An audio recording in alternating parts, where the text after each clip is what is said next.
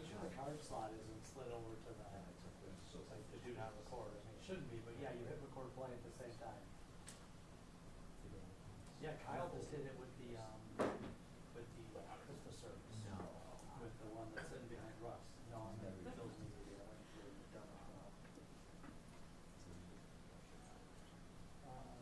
Could be if you,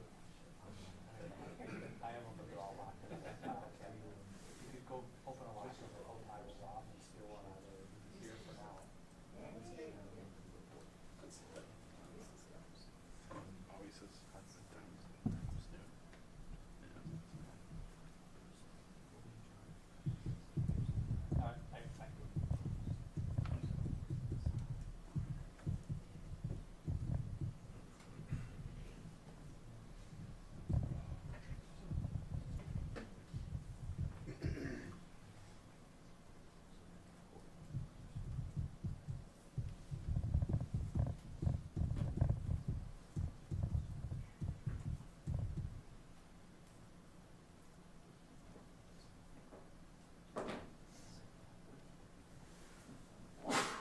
Bless you.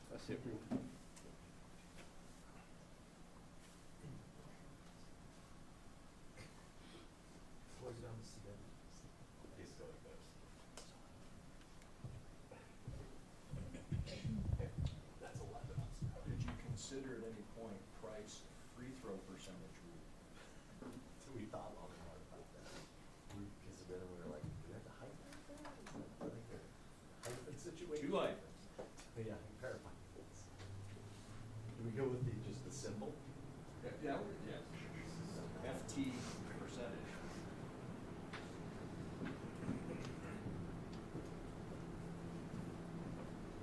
Nobody ever sees the middle name anyway, so We'll appreciate the price effort, so.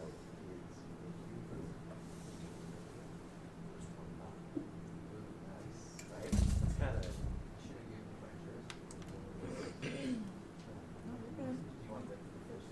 Did you send him a picture? Not of the, so, but I sent him. I'm not in your way at all, right? I'm gonna go a little bit higher.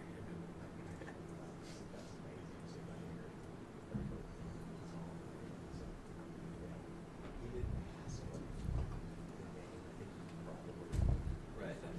I didn't say it, you know what I mean? Right. No, he's grumbling. He's spelled it wrong. Yeah, that's what I was just gonna say, he's pissed.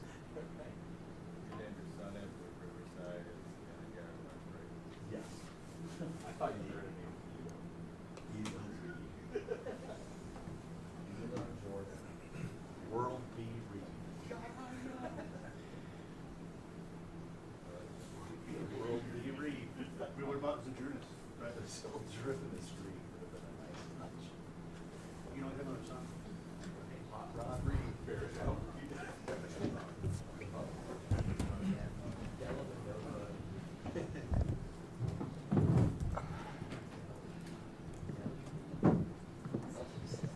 All right, good morning. I'll give you the injury report, and then the time's yours. Terrell Bernard won't practice. Maxwell Harrison, Ty Johnson, Matt Milano. Milano is sick today. Matt Prater, all those players will not practice. Limited today will be DQ, Dalton Kincaid, Jordan Poyer, Shaq Thompson, and then we'll open DeMar Hamlin's window starting today.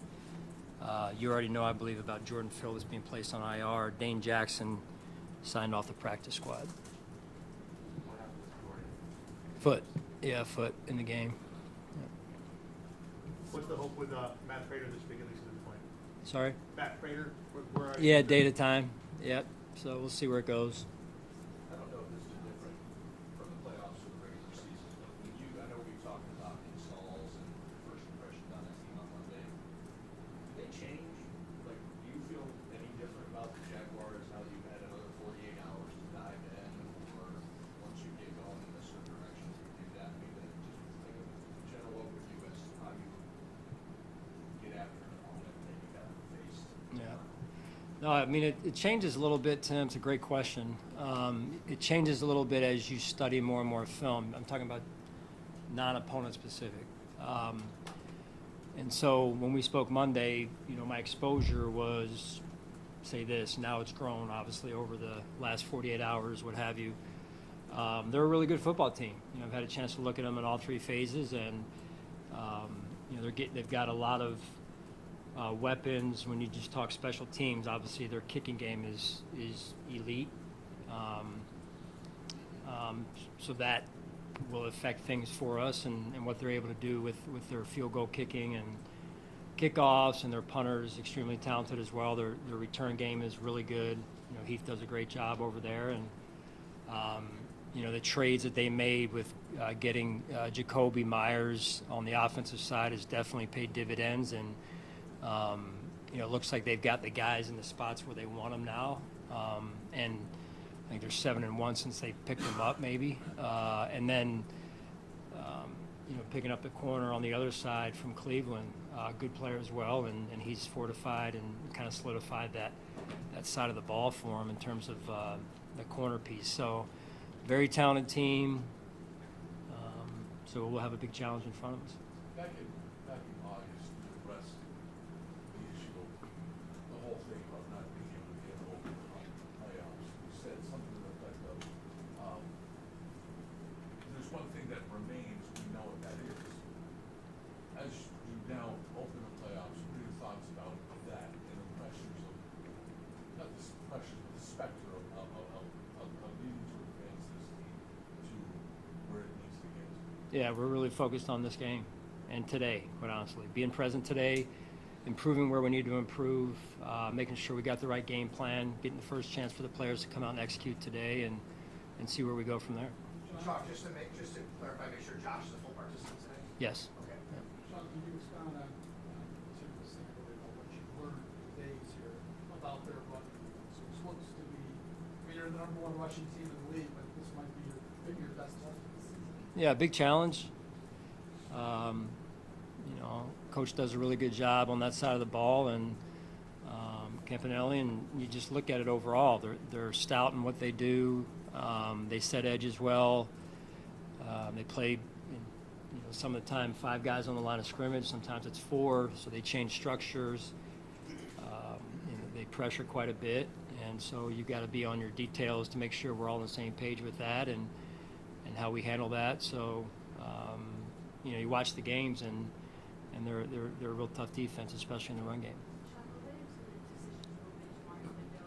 Obviously, it's been a long time since he's been on injury reserve. What have you seen? More medically. I've obviously been around him, interacted with him on a personal level. Seems in good spirits, but medically it's obviously moving in the right direction. So Nate is the one who gives us the green light to, hey, if we're in that spot, let's go ahead and open it up. And then where's Ed in terms of potentially moving that this week or next week? Like, how is that? Don't know yet. Yeah, I know he's trending in the right direction. I just don't know if it's going to be this week, next week, week after, something like that. Sean, we talked about the slow starts with your team a few different times this year. How much of a focus is it this week to avoid that, and how much do you change maybe an approach to try and make sure this doesn't happen again this week? I mean, you always want to get off to a good start in any game, in particular a game like this. But at the end of the day, it's about us playing really good football from play 1 to play however long it takes. Sean, can a road game, even though you love playing here, can a road game be a galvanizing thing for a team? You talked about you have a good setup and you like the plan your team has when you go on the road. Can it be that for a team having to go on the road in the playoffs? Potentially, yeah. I mean, potentially we've played a lot of playoff games, been a part of a lot of playoff games in my career, and you play some at home and you get some away, and that's kind of usually how the seasons go. So you got to be able to adapt to where you play and all the things that come with playing on the road. Max goes down. Can you kind of put in a word what needs to have a guy like Dane Jackson available in your practice squad? Yeah, Dane's always been a guy that's done a great job for us. When he was first came around, and right away you notice the intangibles that Dane Jackson brings to the table, his toughness, his football instincts, his blue-collar approach, and he's a great teammate. So it's great to have someone like Dane that we can rely on in a situation like this. Who on Monday mentioned that we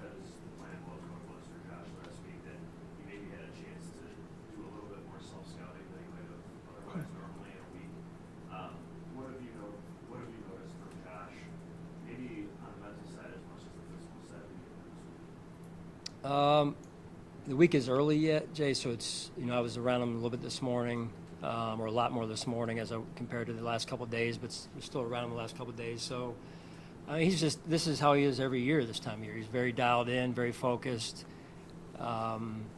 really focused and honed in on his process and what he needs to do. And that's what it appears from my vantage point this morning as well. The regular season for Josh was maybe potentially had a few more potholes than it did last year in terms of the sacks and things like that. How have you seen him, I guess, respond to that adversity? Yeah, no, I think when you come off the year that he had last year, talking about the reigning MVP in the league, and that's a near perfect season, and people then think, okay, then he's got to one up that. That's almost impossible to do, the way he played last year. So you don't want to try and go out and be perfect. That's not how you really want to perform. So you want to go out there knowing that there's going to be some imperfections, and then you adjust and adapt. And I really believe he's led our team in that regard, which is really strong for us. What is it about Josh that steps up in his game in the playoffs? I mean, as good as he is in the regular season, his numbers, his efficiency, his production is that much higher. Yeah, I think I mentioned his process is really strong, especially this time of year. Sean, from 2017, when you were coaching your first playoff games as a coach up until this point, I'm sure there were a lot of things and areas where you could improve. Is there a notable Other than this right here. Other than this. Is there anything that stands out about what you know now that you didn't know then? What I know now that I didn't know then? Oh, man. I should turn around and ask you guys the same question 9 years ago. What do you know now that you didn't know 9 years ago? I just really believe you learn through life experiences, through experiences on the job. It's hard for me to say, where do I start, really, So it's, but you grow and you adapt and you reflect. And I think those are all healthy qualities of a human being overall, let alone a leader or a football coach or any type of person certainly that holds a job, that you want to continue to grow and improve and adjust. And as much as you sometimes learn, sometimes you're reaffirmed of, hey, what you knew before is what you know now, and that it works too. So. Sean, what did you learn or maybe appreciate about Dalton Kincaid as much by his absences maybe this season as the times that he's been there? Yeah, good football player. A key cog to our offense, and his health and ability to be out there, availability for us is huge for us. And I don't think you need to kind of study the numbers long to take note of that. And you will see with, What do you need to see from Matt Brader to feel confident to have him? Yeah. So we won't kick Matt today, but we will try and kick him tomorrow, so we can kind of get a feel for where he's at. And yet, hopefully he's good to go as of tomorrow, and then we can. And this is just on a day by day. Right now, that's the plan. We can take a look tomorrow and just see where he's at, and then hopefully all is well, and he gets a chance to then kind of get back to some rest after that as we head into game time. So I think we'll know a little bit more tomorrow, maybe end of the day, end of business tomorrow. Sean, what have you seen of Trevor Lawrence? Early in his career, it seemed like inconsistency played in the second half of this year. He maybe going to get to the playoffs from the hottest quarterbacks. Yeah. No, I think they are as a team. Very, very impressive, near perfect in their games, and the games haven't been close that they've played. They've been well ahead, and so it's led by him. He's been in command of what they do and knows where to go with the ball, and certainly can extend plays with his athleticism and his legs and his play strength. You see him, you watch him against some really good teams, and he's giving them fits. All right. Just on kickers, how much does it help that Matthew Blake has had experience in Jacksonville? Yeah, that's certainly part of his resume. That's a plus for sure. Yeah, thank you.